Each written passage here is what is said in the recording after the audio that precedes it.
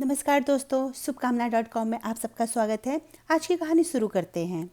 शिवनाथ शहर में मूर्ति बनाने का कार्य करता था। बहुत ही खूबसूरत और सुंदर मूर्तियां बनाता था। उसके हाथों में मूर्ति बनाने का ऐसा हुनर था कि वह कुछ ही समय में बहुत सुंदर मूर्ति बना सकता था। पर उसको उसकी मूर्ति के इतने अच्छे दाम नहीं मिलते थे, पर गुजर बसर चल जाता था। आज काफ़ी समय बाद वो अपने गाँव जा रहा था, अपने बूढ़े माता पिता से मिलने। गांव के रास्ते में एक छोटा सा जंगल पड़ता था। वह उस जंगल के रास्ते से जा रहा था। थोड़ा आराम करने के लिए एक पत्थर पर बैठ गया, अपने झोले से सब्जी रोटी निकाली और खाने लगा। तभी उसकी नज़र उस पत्थर पर पड़ी जिस पर वो बैठा था। उसे देखते ही वह बोला, वाह, कितना बढ़िया पत्थर है, इससे कितनी सुंदर मूर्ति बनेगी। यह सोच उसने अपने झोले से औजार निकाले और जैसे ही उसने पत्थर पर पहली चोट मारी, उस पत्थर में से आवाज़ आई, मुझे मत मारो, मैंने तुम्हारा क्या बिगाड़ा है। शिवनाथ इधर उधर देखा कि आवाज़ कहाँ से आई। जब कोई नहीं दिखा तो उसने फिर पत्थर से दूसरा चोट मारा। पत्थर फिर से चिल्ला पड़ा, मुझे मत मारो, बहुत चोट लग रही है। शिवनाथ बोला, अरे पत्थर भाई, मैं आपको एक सुंदर सी मूर्ति का रूप देना चाहता हूँ। नहीं भाई, मैं ऐसे ही ठीक हूँ, तुम कृपया किसी और पत्थर को चुन लो। वो पत्थर गिड़गिड़ाने लगा। शिवनाथ दूसरे पत्थर की खोज करने लगा।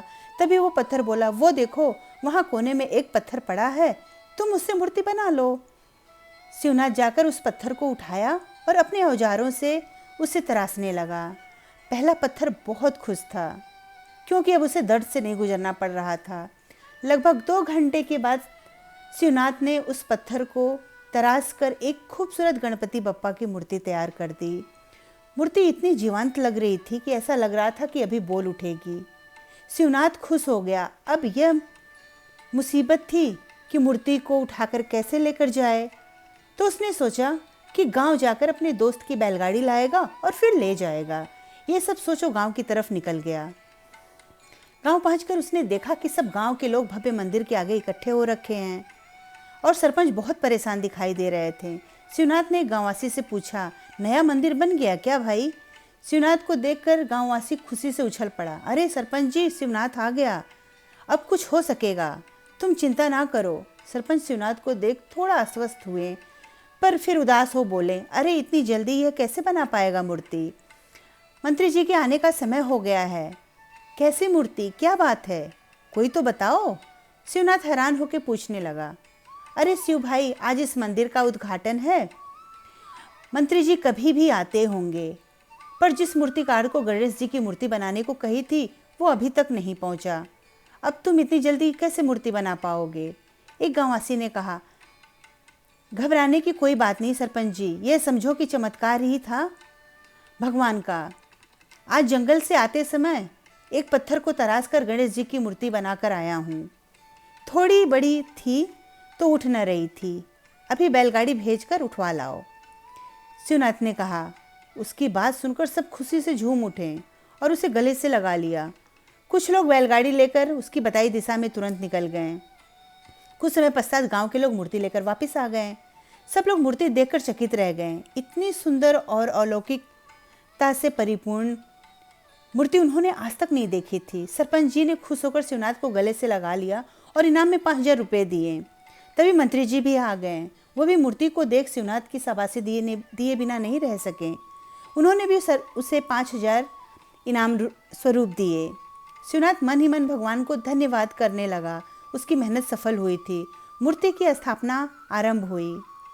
पंडित जी गणेश जी की मूर्ति को उसके स्थान पर विराजमान करते हुए बोले, एक पत्थर और लाओ, नारियल फोड़ना है। गांव के लोग भाग कर गए और एक बड़ा सा पत्थर उठा लाए और उसे मूर्ति के नीचे रख दिया। ये वही पत्थर था जिसको तराश कर शिवनाथ गणपति बप्पा की मूर्ति बनाना चाहता था, पर उस पत्थर ने उसको ऐसा करने से मना कर दिया, क्योंकि वह दर्द नहीं सहना चाहता था। सब लोग एक एक करके उस पत्थर पर नारियल फोड़ रहे थे और वो दर्द से कराह रहा था। यह देख मूर्ति का रूप धारण किया हुआ पत्थर बोला, अब क्यों रो रहे हो? तुम्हें क्या, तुम्हारी तो सब पूजा कर और जयकार कर रहे हैं और मुझ पर नारियल फोड़ रहे हैं।